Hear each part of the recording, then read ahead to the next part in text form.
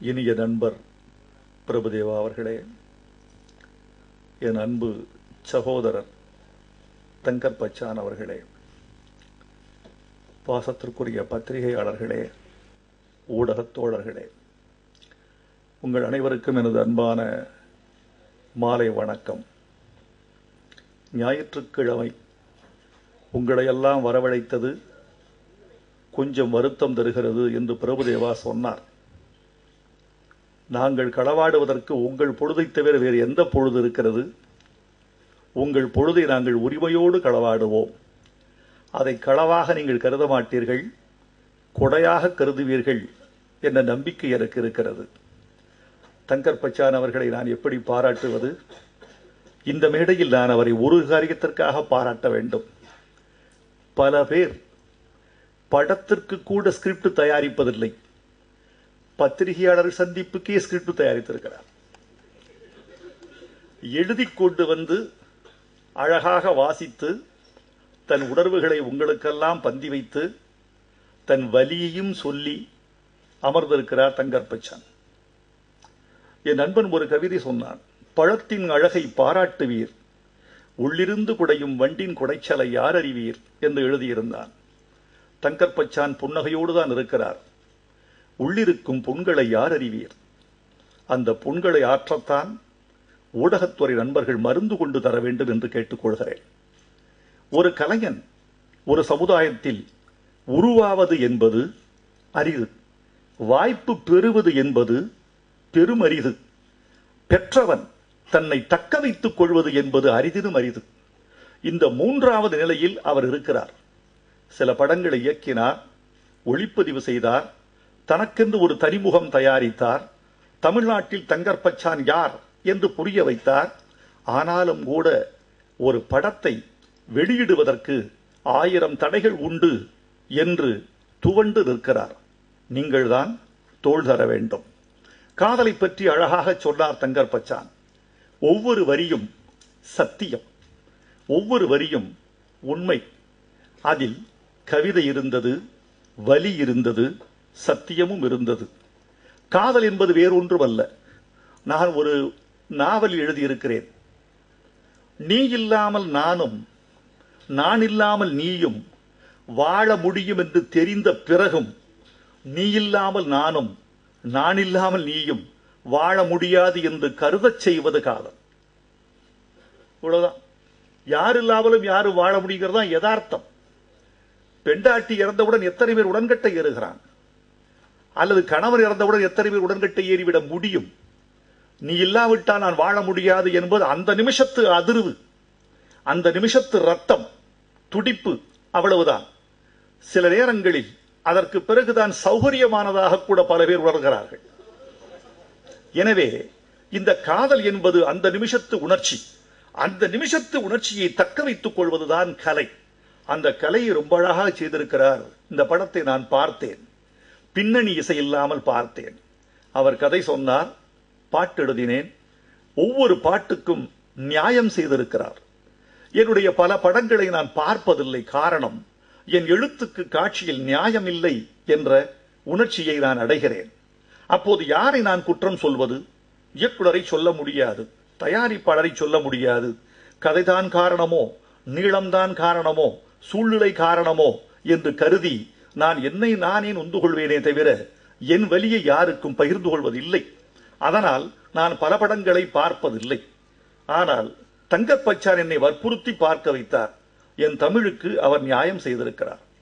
இந்த கற்பு என்பது என்ன என்பது காலந்தோறும் கேட்கப்பட்டு வருகிற பெரிய கேள்வி.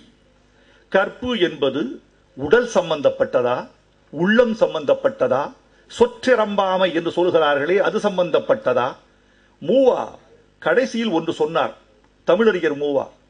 கற்பு என்பது வேறொன்றுமல்ல, ஒரு பெண் எத்தனை ஆண்களோடும் தனித்தனியாக வாழலாம், ஒரு ஆண் எத்தனை பெண்களோடும் தனித்தனியாக வாழலாம்.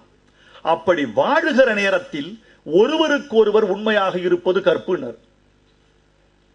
அதிர்ந்து போச்சு தமிழ் உலகம். என்னையா திருக்குறள் படிச்சவரு, நாலடியார் படிச்சவரு, நான்மணிக்கடிகை படிச்சவரு, என்ன இப்படி சொல்லிட்டாருன்னு. ஒரு பெண் 4 திருமணங்கள் செய்து கொண்டாள் என்றால் அந்தந்த காலகட்டத்தில் கணவனுக்கு சரியாக இருந்திருக்கிறாளா? ஒரு மனிதன் 4 திருமணம் செய்து கொண்டார் என்றால் அந்தந்த காலத்தில் அவளோடு வாழ்கிற போது அவளுக்கு உண்மையாக இருந்திருக்கிறானா?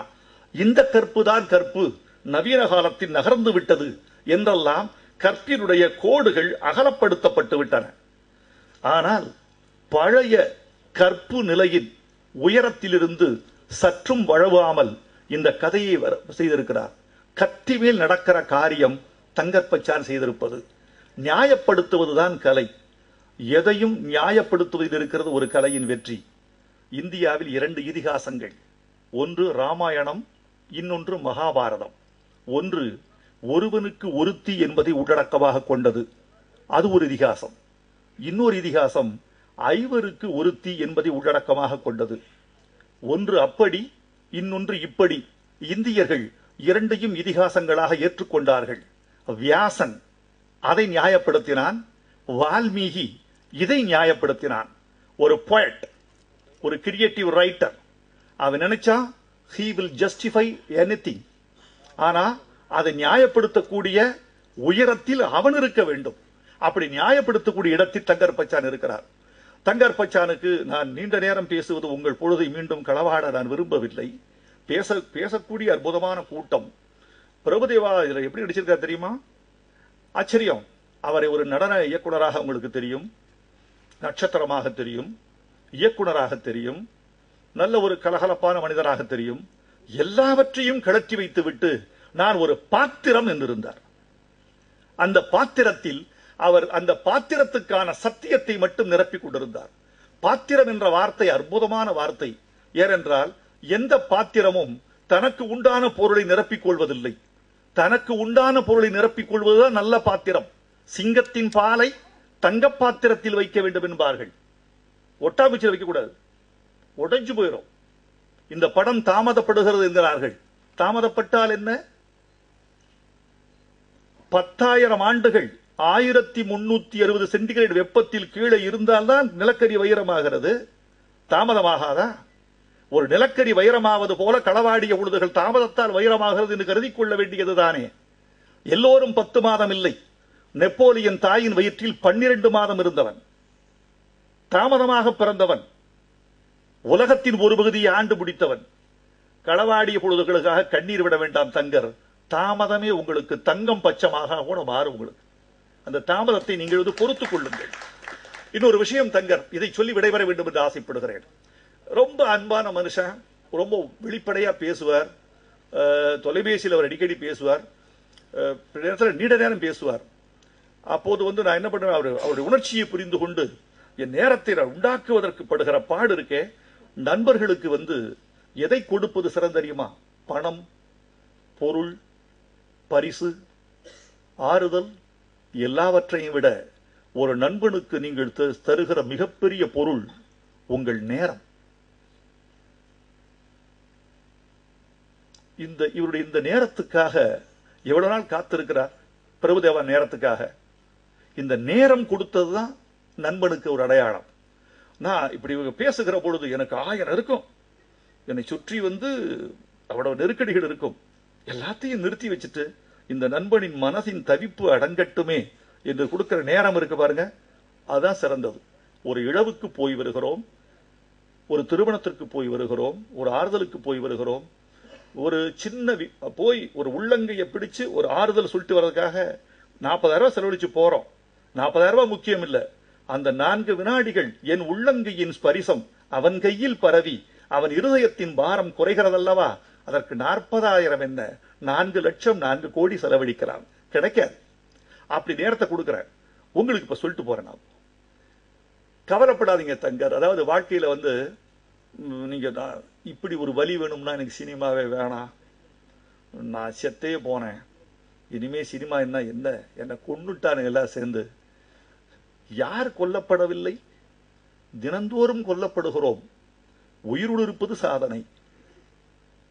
எவன் இங்கே மகிழ்ச்சியாக இருக்கிறான்?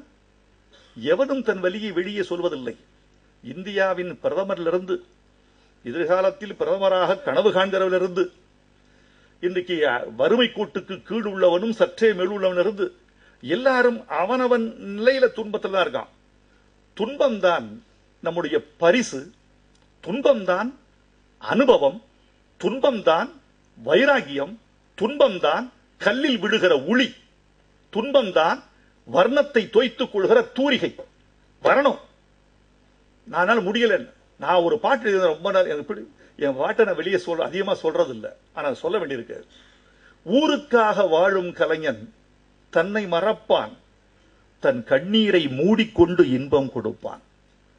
அதனாலதான் அவன் கலைஞனா இருக்கான். என் கண்ணீர் உடைக்கிறதுக்கு ரொம்ப சிரமப்பட்டாரு பொருளாதார ரீதியாக. அன்னை வீட்டு பத்திரத்தை வச்சுட்டேன், சிரமமா இருக்கு. அந்த படத்து மேல் நம்பிக்கை இருக்கு, அவர் வச்சிருக்காரு. ஒரு காதலி கழுத்துல இந்த தங்கச் செங்கிலி அணிஞ்சிருந்தா. அவ ஒரு நல்ல காதலி. உனக்கும் எனக்கும் நாகரிகம் நாற்காலி போட்டு அமர வேண்டும், பேசு, கண்களால் தொடு, கைகளால் தொடாதே, உனக்கும் எனக்கும் மத்தியில் நாகரிகம் இருக்கட்டும்னா. அதுக்கு சொன்னா, ஏண்டி உன் தங்கச் செங்கிலி செய்த தவம் நான் செய்யவில்லையா? உன் கழுத்தில் அது உருள்கிறது, புரள்கிறது, தவழ்கிறது, கொஞ்சுகிறது, குதூகலிக்கிறது, இல்லாத சில்மிஷமெல்லாம் செய்கிறது. அது செய்த தவம் நான் செய்யவில்லையான்னா. அதுக்காக சொன்னா, இந்த தங்கச் செங்கிலி என் சங்கு கழுத்தை தொடுவதற்கு அது பட்ட பாடு சொல்லட்டுமா? காலங்காலமாக பூமியின் இடையிலே புதையுண்டு கிடந்தது. ஒட்டுமொத்த பூமியின் பாரத்தையும் அது தான் தாங்கியது. சில பௌதிக ரசாயன மாற்றங்களுக்கு உட்பட்டு மண் பொன்னாகியது. பிறகு வெட்டப்பட்டது, தோண்டப்பட்டது, உருக்கப்பட்டது, இறுக்கப்பட்டது, நீரில் குளித்தது, நெருப்பில் எரிந்தது, உளியின் வலி தாங்கியது. இத்தனைக்கு பிறகு என் சங்கு கழுத்தை தொட்டது. ஐ லவ் யூ என்று SMS அனுப்பிவிட்டு மட்டும் நீ தொட்டுவிட முடியுமா? தங்கர், இந்த துன்பங்கள் எல்லாம் உனக்கு பெரிய பலம் தம்பி. அடுத்த படத்துக்கு இந்த துன்பங்களை காசாக்கியா? உனக்கு தெரியாத துன்பத்தை காசு பண்ண வித்து தெரியாத உனக்கு துன்பங்கள்? அப்படித்தான் எல்லாருக்கும் சிரமங்கள் இருக்கு, எனக்கு இருக்கு, எல்லாருக்குமே இருக்கு. அதை அப்படி அதை வச்சுட்டு போகணும், அவ்வளவுதான், பேலன்ஸ் பண்ணிட்டு போகணும். அதனால களவாடிய பொழுதுகளை நான் பார்த்தேன். பூமிகா நல்லா நடிச்சிருக்காங்க, பிரகாஷ்ராஜ் நடிச்சிருக்காரு, பிரபுதேவா அவர் மேல இறக்க வருது. அந்த படத்துல இறக்க வருது. ரொம்ப அது யதார்த்தத்தின் எல்லை கோடுகளை தாண்டாமல் அவர் நடித்திருக்கிறார். களவாடிய பொழுதுகள் தங்கர் பச்சாருடைய மகுடத்தில் இன்னொரு கல்லாக இருக்க வேண்டும் என்று நான் ஆசைப்படுகிறேன். தாமதமாகிவிட்டது என்பது உண்மைதான். ஆனால் தாமதத்தை அந்த கலை பொறுத்துக் கொள்ளும் நினைக்கிறேன். எதுல ரொம்ப பழசு தெரியுமா முக்கியம்? மது, நண்பர்கள், இலக்கியம் மூன்றிலும் பழையதுதான் உயர்ந்தது என்ற ஒரு பழமொழி உண்டு. நாட்பட்ட கல். இது 1870. அது லீலா பேலஸுக்கு போயிருந்தேன். சும்மா இந்த பாரை பாருங்கன்னாங்க. இந்த பாருக்கு லைப்ரரின்னு பேர் வச்சிருக்காங்க. அந்த பாருக்கு என்ன இங்க வந்து வாசிப்பாங்களா? லைப்ரரி பேர் வச்சிருக்க லீலா பேலஸ் இதுக்கு. அதுல ஒரு சார் இங்க வந்து பாருங்க, ஒரு ஷோ கேஸ்ல ஒரு பாட்டில் வச்சிருந்தாங்க. 1875 நினைக்கிறேன். அது அப்ப தயாரிக்கப்பட்டது. எவ்வளவு இதுன்னு கேட்டேன். 9.25 லட்சம் ரூபான்னா பாட்டில். 9.25 லட்சமா? இதை வாங்கி சாப்பிடுறாங்களா? அதெல்லாம் ஒரு நாள் போயிடும் சார். அதாவது நாட்பட்ட கல்லுக்கு அதிகப்படியான மரியாதை, நாட்பட்ட இலக்கியத்துக்கு அதிகப்படியான மரியாதை. நேற்று வந்த நண்பனை விட பள்ளியில் படித்த நண்பன் உயரமானவன், பகிர்ந்து கொள்ள ஏற்றவன், காயங்கள் புரிந்து கொள்கிறவன். நம் பழைய காதலை பேசலாம், இலக்கியம் பேசலாம், உலகம் பேசலாம், சமூகம் பேசலாம், பழைய நட்பு. எனவே இது கொஞ்சம் பழையதானதால் அதுவே களவாடிய பொழுதுக்கு பெருமை என்று நீங்கள் கருதி கொள்ள வேண்டும். இந்த படம் வெல்ல வேண்டும். நாளை ஊடகங்கள் தங்கர் பச்சான் பெயரை சொல்ல வேண்டும். வாழ்த்துக்கள்.